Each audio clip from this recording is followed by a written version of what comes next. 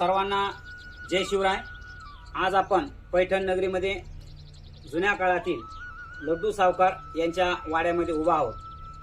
आजचं पैठण म्हणजेच पूर्वीच्या काळचं प्रतिष्ठान नगरी, एकेकाळी सोन्याचा धूर निघणारी ही नगरी आहे।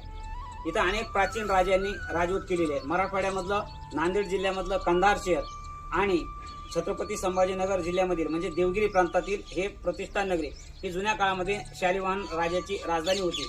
प्रतिष्ठान नगरीमध्ये अनेक राजवाडे आपल्याला या ठिकाणी पाहायला मिळतील। ज्या भागामध्ये आपण उभा आहोत या ठिकाणी जुन्या काळातील प्रतिष्ठित वस्ती आहे। पश्चिमेला गोदावरीचा काठ आहे। गोदावरी नदी म्हणजे दक्षिणेची काशी म्हणून जिची ओळख आहे, दक्षिणेची गंगा म्हणून जिची ओळख आहे, ती नदी